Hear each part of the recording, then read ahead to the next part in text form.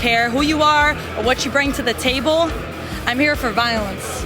Ref, you suck! Ref, you suck! They chant "Ref, you suck" a lot to you. How do you handle something like that? Oh, it's okay. It just goes in through one ear, not the other. So for you fans that chant "Ref, you suck," it's fine. I love you guys too.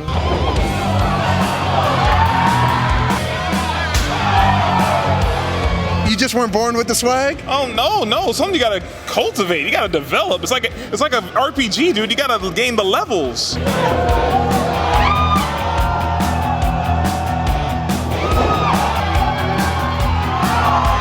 So how was the experience training with Gangrel? Intense.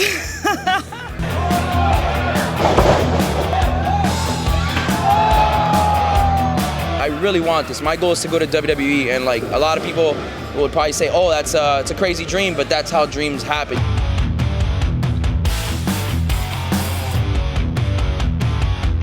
Hey guys, welcome back to another interview here on Tone In Entertainment. Today we're at CCW Bash at the Brew, and I'm joined by Damian Fenrir for our second interview. How you doing, Damian? Oh, I'm great, man. Happy to be here. I've been looking forward to this for a long time, man. It's been roughly about 2 years? Almost 2 years, yeah. Wow. I was wearing a mask back then because we had to. We had to. Yeah. Not anymore. Not anymore. We're good to go Thank now. goodness, Thank right? God. Yeah. No, just really happy to be here, bro. You know, we have an exciting show. Really looking forward to this main event. That rivalry has been brewing for quite some time. So I'm expecting this show to go off, and the main event is just killing it. It's going to kill it. Yeah. Steel cage match here tonight at CCW. Oh, man. Vinicius, when he gets his hands on Ariel, it's going to be crazy. You know, I'm lucky I'm not Ariel today. Now, speaking of a lot happening here in the past almost 2 years, there was a list that came out recently of the top 5 independent wrestlers that are expected to break out here in 2023. And you weren't number 5, you weren't number 4, you weren't number 3, you weren't number 2. You were number 1 on the list of guys expected to break out here in 2023. What do you think about a list like that? Well, man, it's really nice when, you dedicate so much time, put in so much work, and have people really see that, because it's, like I said, from the first interview we had, it's not only about what you do in the ring, it's what you do outside of the ring, how you take care of your body, how, you practice your promos and all that stuff. Like, it's not just going in the ring and performing and stuff. It's what you do when no one's around, when no one's watching you. Those very intimate, private moments, that's when you truly develop yourself and become a better person. And honestly, man, like to have someone put me number 1, that's amazing. I've really put in a lot of work, and it's nice that, hard work really does show. It just takes some time, It does. It doesn't happen overnight here. Some people, they start off and, hey, they get that lucky break, whatever, but you are putting in that hard work. Yeah. And speaking of putting in that hard work, over time, that drop kick has become almost infamous now. Oh, yeah, man. So I'm a big fan of Michael Jordan. And we all know Michael Jordan changed the game forever. His athleticism is second to none, and that's one of the things I like to bring. Like, I could do flips and all that stuff, and that's great because, especially in today's day and age, the guys are so much more athletic. But I feel like I want to be a cut above the rest. And even if something as simple as a drop kick, I can people make it seem like it's cool shit. Like, yo, it's fuck it. I'm gonna keep using it. If you look at guys like MJF, he uses a Fuji armbar as a finish. It's not about the move, because guess what? If you see a million drop kicks on that show, but you see my take the victory, who has the best drop kick? There you go. I was gonna say, not many people, I think, since like the Rock and Roll Express have been able to use a drop kick as like a finishing move, and they were a double drop kick. You got the single drop kick, getting that victory. I've just been working really hard, man. Just really, really hard. Increasing my vertical, becoming more explosive, just an all-around better athlete. Not just to look physically good, but to perform as good, if not better. I don't want people to look at me and immediately think maybe I'm some type of bodybuilder. Like a guy like Brian Cage. Brian Cage always catches people off guard. He's the effing machine because you see him so jacked. You're not expecting him to move like that. That's kind of one of the things I've liked about him, and I've liked about a lot of guys. I love Seth Rollins. He's probably my favorite wrestler right now just because he's a hybrid, and that's what I'm trying to be. I'm trying to be a hybrid. Strength, technique, precision, accuracy, speed, just the whole complete package. I don't want no holes in my game. I want to be as perfect can be. Right. Well, you're doing it right now. And, since we first talked, you were mostly wrestling out of the asylum back then. Yeah. We're here at CCW. But in that 2-year span, you've been traveling now, doing some shows. Tell us a little bit about just some of the experiences that you've had out there. And honestly, I'll say my favorite experience thus far was there's this company in Puerto Rico. It's called Latin American Wrestling Entertainment, LAWE. And they trusted me enough to be the co-main event against Santana for Proud and Powerful. And we went out there and had a 25-minute street fight, and it was great. It was one of those matches where you're like, hey, can I really hang with someone at this level? And it was really eye-opening, really confident booster, because like I said, when you put in so much hard work, you always want to get tested. I want to be tested with the best. I don't want to be the best, the small guy. I mean, that frame, being the little fish in a small pond. I want to swim with the sharks, and I definitely swam with the sharks that night. And I came out a better wrestler, a better person, a lot more confidence. And so I've been just traveling. I just won a title recently in Chicago. I went toe-to-toe with David Ali, who was on PWI 100. 500, he was number 280. I've only been doing this for 3 years, so I'm very proud of the things I've accomplished, but I'm not satisfied. Proud, but I'm never satisfied. Now, I believe, and you can correct me if I'm wrong, I believe the first match I ever saw you in at the Asylum, you were wearing a mask at the time? Yeah. You were that man behind the mask. Is there a reason for that? Yeah, man, I just wasn't ready and confident enough in myself. But Gangrel saw something in me, and he was like, well, you're not ready. I don't want to put you out there just like that, but at least for you to get that crowd experience, get over the crowd fear, and get over all those jitters, we'll put you under a mask. That way, one, no one's going to know it's me, even if I messed up, which gladly I didn't. But it was really, I really needed that. I needed that trust from my trainer. And I love him, and I appreciate him so much every single day. Now, what would you say is maybe the biggest lesson you've learned in these 3 years of being a professional wrestler? Being humble. I'll say this, it doesn't matter the amount of success you're ever going to get in this business doesn't owe you anything. Everyone here puts their bodies on the line, everyone here works just as hard.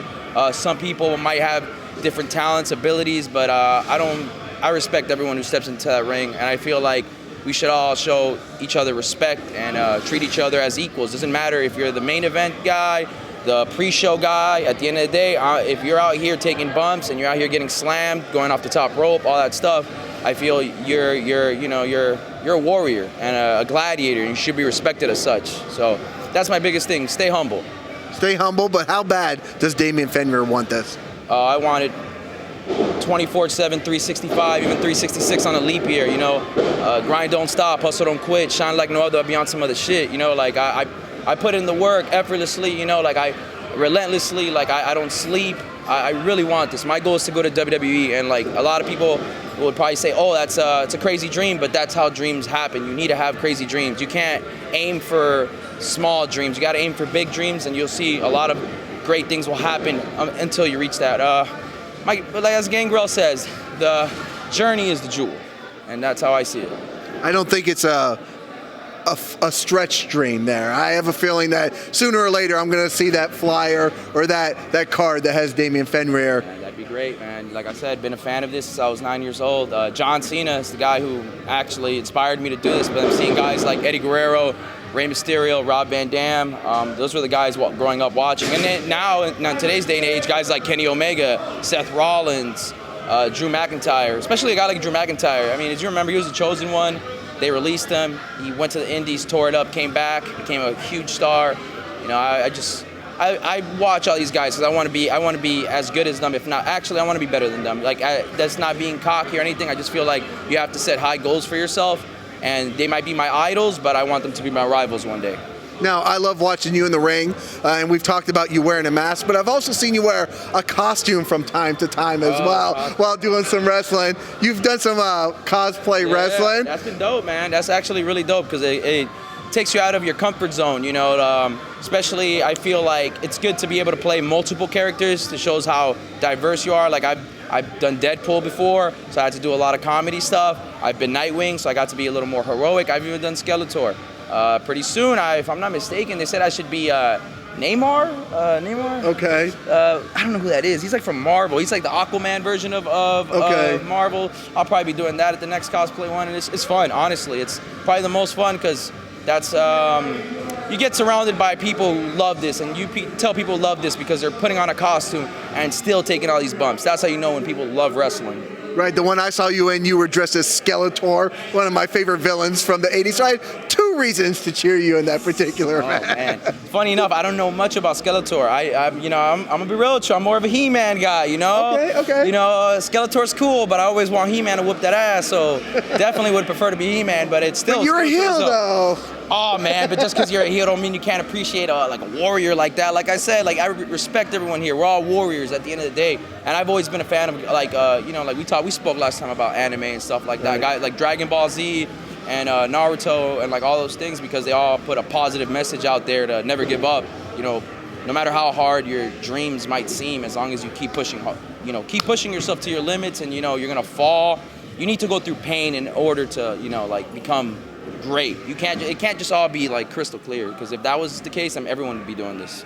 Now the crowd here at CCW, here at the Unbranded Brewery, is a unique crowd. It's an energetic crowd. It's lit. The crowd is on fire here. It's very lit, but what would you say the difference is between maybe a crowd here in Florida versus a crowd in Puerto Rico or a crowd in Chicago? I just feel different points of views of how do they see wrestling. I feel like here in Florida, it's a party city. People want to come here, watch some violence and drink. Hey, nothing wrong with that. That seems like a great way to spend your Saturday. Places like Puerto Rico, they do the same. I just feel like certain places, I'm not saying they don't respect the craft a certain way. It's just some places I do feel like they see wrestling for what it really is, a true art form. No knocking this crowd. This crowd's great. I love this crowd. But I'm saying there's crowds that you go to and you can literally work an arm the whole match, and they're like, this is the greatest thing. I can work an arm here. They're going to say, reverse it, do something. You know what I mean? Right. So it just depends what crowd you get. Okay, what's in the future for Damian Fenrir? Man, you know what? I'm just going to say this. I believe in myself, and I truly believe in myself. I put in so much work. I've sacrificed so much things. I've done a lot for this, and honestly, I feel like you will definitely see me in WWE very soon, and that people might be like, wow, that's so cocky. No, it's confident, I believe in myself. I put in the work, and I'm ready to go, man. I have no injuries, thank the Lord. Like I said, I put in the work, and that means I treat my body like a car. If I'm gonna be a Bugatti, I need to make sure I got the maintenance right, I got everything right, so very soon. Now, speaking of putting in the work, there's another gentleman here that's an amazing athlete, Meadow, that you hang and bang with. Is somebody, you guys are both probably the best in shape dudes in this arena here. Just working out with somebody like Meadow, does that help keep you on your toes? Oh, I love working out with Meadow. It's like I said, Goku Vegeta, Naruto Sasuke, that's my rival. He's my friend. I love him to death, and I'm very proud of all the hard work he's done. Kayfabe or not, I love him. He's put in so much work, and he deserves to be where he's at right now, and I wish him nothing but the best. But at the end of the day, it doesn't matter if he's my friend. If he steps across the ring from me, it doesn't matter. I'm going to outshine everyone there. I love him. Love you. But like I said, it's a rolling out of stopwatch. Shit don't ever stop, and I'm sorry. But I love him. He pushes me to my limits. He makes me better, and I hope I do the same for him.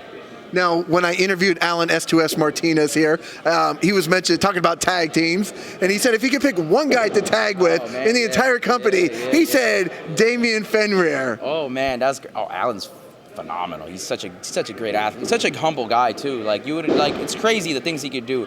We did tag once, and the chemistry was unbelievable. I really wish we could have done that again. And never say never. So you could possibly see Alan S2S and Damian Fenrir, possibly CCW tag team champions one day. I could see it happening. I like that. I told him the ladies would go crazy in the crowd. We'll kill it. It'll be like the Latin lovers. It'll be something like that. You know what I mean? Let's market that. Chile, Costa Rica, Miami. We're just gonna take over. Yeah.